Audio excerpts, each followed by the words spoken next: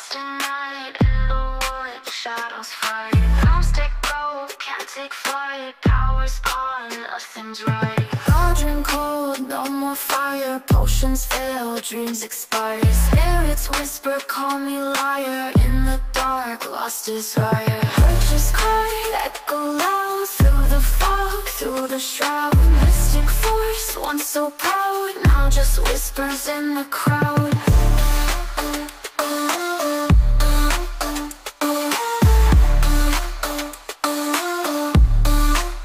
Babaylan TV. Hello Taurus, welcome po sa inyong reading. So this is for your weekly reading March 1st to March the 7th of 2025. Para po sa mga bago, don't forget to click the subscribe button, smash the like button, comment below kung kayo po yung nakaka-resonate, and hit the notification bell. Gusto nyo po sumali sa ating live sessions, dun po yan sa ating kabilang channel. That is Babaylan TV. Now, yan po ang ating unang channel catered for our international audience. Ayan. So, kung gusto nyo pong sumali sa live sessions, you're very much welcome. No? Napaka-friendly po ng mga tao doon. I want you to know that this is a general reading. You may resonate with the entire reading or you may resonate po sa kaunti lamang. No? So, take what's only yours. Taurus, ang nakikita natin dito, parang masyado tayong ganado. No? Not bad, kasi chances are, ito nga yung parang energized tayo. Siguro, ito yung mga madaming downloads, no, na na-experience natin ngayon. Parang madami tayong gustong buksan, no, na mga opportunities. Whether it is magkaroon ng extra income, no, maghanap ng second job, no, or gawin pa itong mga bagay-bagay dito sa person na ito. For those of you na parang naghahanap, or whether it is single or just broke up, no, naghahanap ng bagong kapartner, I feel like medyo nandito na tayo sa kumikilatis tayo ng tao. Hindi pa para ibigay yet, kasi Knight of Pentacles, no, nandito pa tayo sa I'm holding it back. Hindi ko pa masyado siyang ibinibigay ng buong buo. But with the High Priestess in here, mas gusto kong maintindihan muna, no, yung tao. Siguro there's also a lot of learnings from the past, kasi siguro nagmadali tayo before, no. Para po ito sa mga may asawa naman, ang nakikita ko, parang gusto kong magkaroon kami ng mga pangarap, bubuksan yung ibang pangarap or bubuo ng mga bagong pangarap for the both of us. No, what I am seeing in here, siguro this is the time na na-compose mo, no, itong mga pangarap na ito, how to achieve. So, kumbaga i-report natin ito, no, ipapakita natin kung paano makukuha. You're trying to parang sell itong mga naisip mo. With the Three of Pentacles in here, the Page of Wands, the Page of Chalice, and the Holy King. Ang nakikita natin dito, masyadong pinag-aralan. I think na hindi ka basta-basta papasok sa isang bagay na hindi mo kinilatis ng maayos. Nag-research mabuti, no? Kumbaga, nandito ka na sa part na you also checked if there are a lot of people who probably tested this, no? Ano yung reviews? So, gagawin natin. When it comes to relationship, I feel like siguro nakikinig tayo ng mga advices, no, ng may katulad sa atin, whether you have a third-party situation, whether how to make your person na ma-fall sa'yo or mapunta itong connection into another level of commitment, no? Ang iyong ninanais dito is elevation. Ang iyong ninanais dito is to put something great on the table, no? And this is not just for the benefit of you, para sa inyong dalawa ito or para sa nakakarami kung may pamilya na. Now, with the Queen of Wands, I feel like somehow, either may kinakausap ka or sinasalaysay mo na ito, and you're being true to this, no? The Wild Hunt, I feel like there is a transformation. There may be times na siguro na pag na-try na natin ito before. We failed for a few numbers of you. Then sinabi mo, ay susubukan ko uli. This time medyo geared na ako, no? Meron na akong alam. Hindi katulad dati, basta sumubok lang ako. Ngayon, parang yung mga natutunan ko, yun ang i-apply ko. Knight of Pentacles and the Ten of Chalice. So far, ang sinasabi mo dito, doon sa mga focus sa kanilang dreams, trabaho, business or finances, no? Parang sinasabi mo dito, ay sandali, hold muna ako sa love. Magfo-focus muna ako sa aking sarili, no, dito sa aking finances, career, what have you, no. Hindi ko sinasarado ang aking pinto, pero ang sinasabi ko lang is dito muna ako habang, I strike while the iron is hot.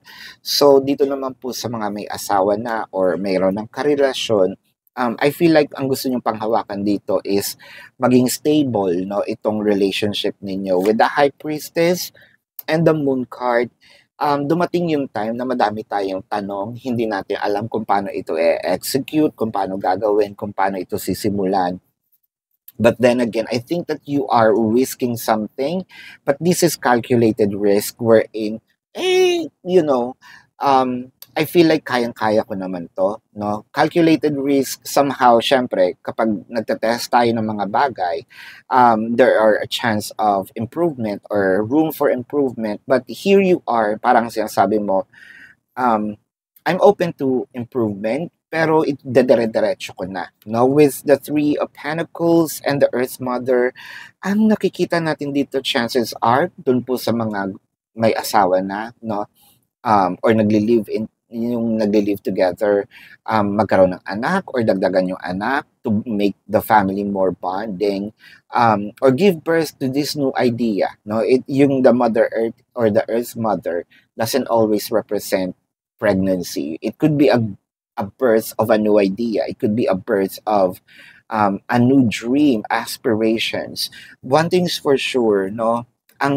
Kumbaga, laban na laban yung ating puso, yung ating will, yung ating damdamin sa mga bagay na gusto nating ma-achieve sa buhay. With the Page of Wands and the Page of Pentacles, marami na tayong na-gather na information. There's 3 pages in here.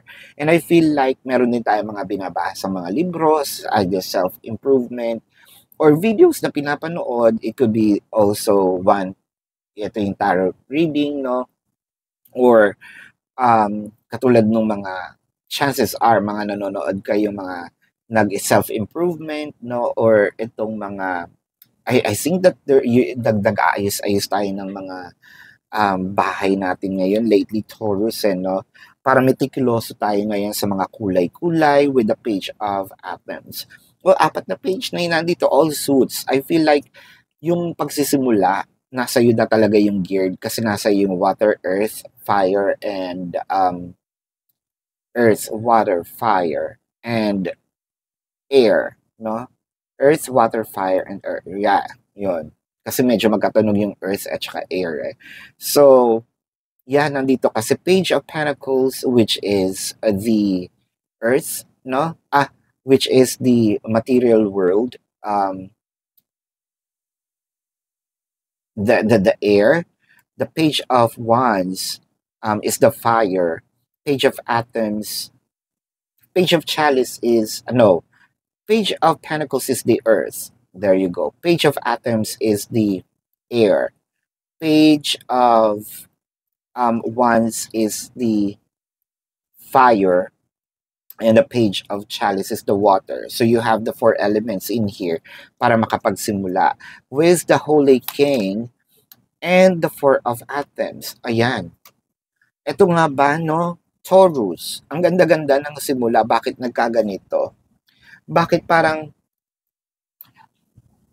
ito nga ba yung tinatawag nating ningas kugon? So magsisimula tayo ng isang bagay tapos hindi natin sisimulan. Kung nandito ka sa isang bagay o nagsisimula ka na, what I am saying in here is huwag tayong tabarin kasi ang ganda nitong flow ng energy nandoon na eh. Pag-give birth na, no? Pa-harvest ka na. Huwag mong sayangin itong mga efforts na iyong sinimulan. konting tiis pa, stretch your patience, and I feel like may harvest mo naman kung ano itong iyong mga itinanim. Ayan. So, again, gusto ko lang pong this is your reading.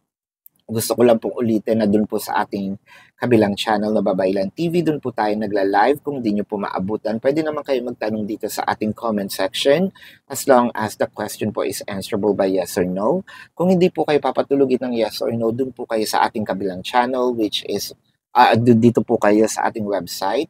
Nasa description box po yan. Now, click the link. You will be routed to my website. Nandun po yung information, name, amount per question, number, QR code for your reference. And if you want to book a private reading, nadidid po siya sa ating website, no? And take advantage of the 4 questions plus 1, no? Discounted po yun. Let's check the zodiac sign of your person, Taurus. Now, these might be their sun sign or a placement in their chart. I am seeing here Sagittarius, Virgo. I am seeing Taurus, baka kapwa Taurus ito, no? Capricorn. I am seeing Pisces, Sagittarius, Scorpio, Cancer, Leo. Yan. Yan po ang inyong reading. Love and light to you. Namaste. See you po sa susunod na readings. Goodbye.